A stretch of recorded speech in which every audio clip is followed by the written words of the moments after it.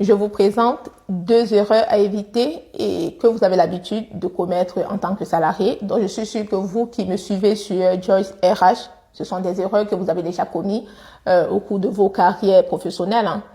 Bon, après, c'est vrai que ce sont des erreurs que les personnes commettent de façon générale. Voilà, et ce sont des erreurs à éviter pour anticiper sur d'éventuels conflits, sur d'éventuels litiges, tout simplement. Donc, je pense que après ma vidéo, vous serez des salariés avisés, hein, parce que c'est le but de mes vidéos de vous permettre d'avoir des bons réflexes sur le plan administratif et d'être des salariés avisés. Donc, ces 2 erreurs que je vais vous présenter, la première erreur que beaucoup de personnes commettent, c'est de ne pas lire le contrat, de ne pas lire le contrat de façon générale. Et beaucoup d'erreurs que les salariés vont commettre, c'est de ne pas lire le contrat de travail lorsqu'ils commencent dans une entreprise. Pourquoi je le dis? Parce que j'ai beaucoup de salariés qui me sollicitent pour vérifier la fiche de paye, etc. Bon, quand un salarié me sollicite pour vérifier, quel que soit ce qu'on me demande en matière de droit du travail, j'ai besoin de vérifier la fiche de paye parce que bon, j'ai pas la convention collective, je connais le code du travail. Mais après, il y a ce qu'on appelle en droit la hiérarchie des normes juridiques, où c'est un peu comme l'entonnoir, où le code du travail se rapproche le plus du salarié, donc c'est celui qui va s'appliquer. Bien sûr que le code du travail, les normes inférieures doivent être conformes aux normes supérieures. Donc, je vais vérifier le contrat de travail. Et du coup, quand je fais cette vérification-là, pour des personnes qui m'ont sollicité, des fois, on se rend compte que il y a des choses qu'ils ne comprennent pas. Ils disent ouais, je comprends pas pourquoi si, mais j'ai dit vous avez signé le contrat. Voilà, vous avez signé le contrat tout simplement. Vous aurez dû lire votre contrat de travail.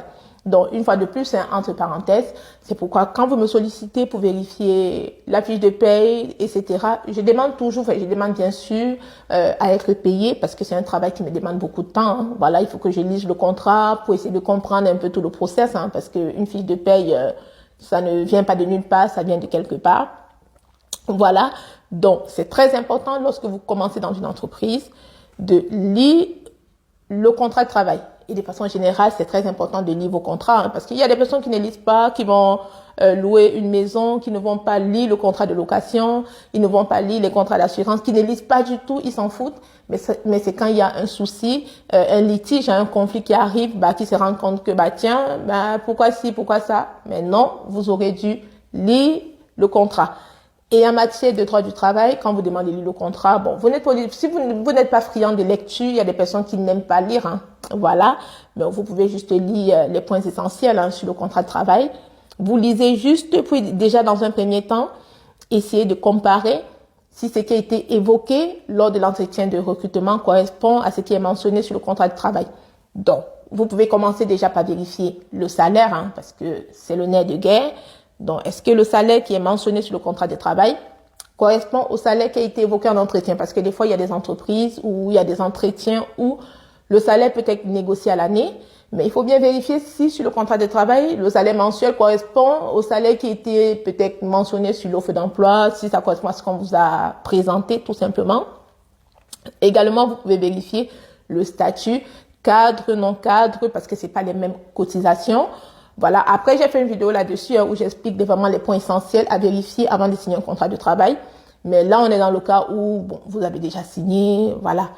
Rien ne vous empêche de vérifier, Voilà.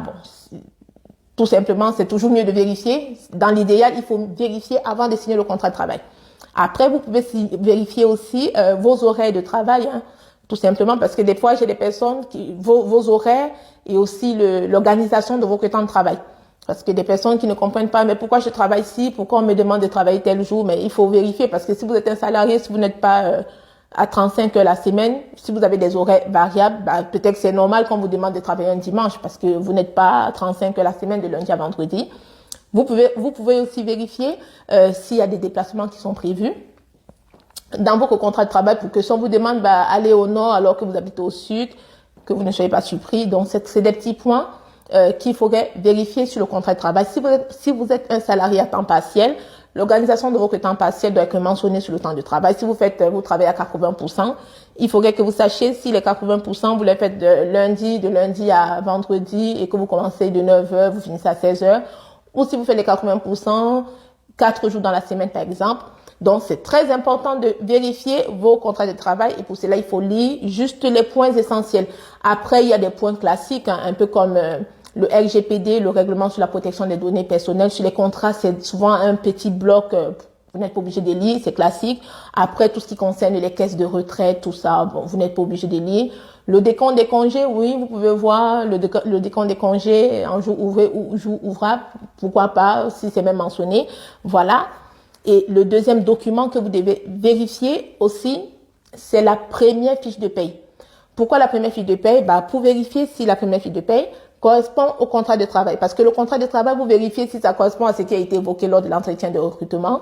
Et la première fiche de paye, c'est pour vérifier si ça correspond au contrat de travail. Parce que le contrat de travail peut être correct, mais la première fiche de paye est fausse parce que peut-être le gestionnaire a fait une erreur ou peut-être parce que ça peut être pour des raisons diverses. Hein, parce qu'une fois de plus, je vous dis, dans les entreprises, hein, dans les services RH, ce sont des personnes comme vous et moi qui font les payes, qui font tout, qui peuvent se tromper.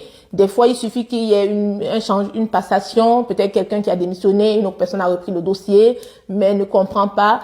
Donc, la première fiche de paye, c'est très important de la vérifier. C'est pourquoi des fois, quand les gens me sollicitent pour des vérifications selon la complexité, des fois, je peux demander le contrat et la première fiche de paye et la dernière fiche de paye pour essayer de comprendre le pourquoi du comment. Donc, sur la première fiche de paye, vous vérifiez le salaire. Hein. Si le salaire brut, il est bien le bon, sachant que, vous pouvez aussi vérifier la deuxième fiche de paye parce que sur la première fiche de paye, si vous êtes entré en cours de mois, forcément, le salaire sera proratisé. Vous n'aurez pas le salaire pour un mois complet. Voilà.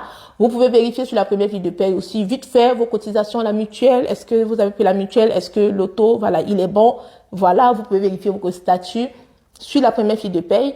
Voilà, est-ce que vous êtes cadre, est-ce que vous êtes non cadre, voilà. Après, tout ce qui est numéro de sécu, vous n'avez pas besoin de le vérifier, c'est classique. Vous pouvez aussi vérifier sur la première fiche de paye vos congés acquis, si le décompte est un jour ouvré ou un jour ouvrable, si ça correspond bien à ce qu'on vous a dit. Voilà. Si ça colle, c'est très bien. Bon, les autres fiches de paie à partir de la 4e, 5e, vous pouvez juste vérifier le salaire brut et puis le salaire net à payer. Tout simplement, c'est suffisant. Voilà. Ce sont des petites choses, qui vont vous permettre d'anticiper. Parce que le but de mes vidéos, c'est de vous permettre d'être des salariés avisés et d'anticiper sur des situations de conflit, sur des litiges éventuels.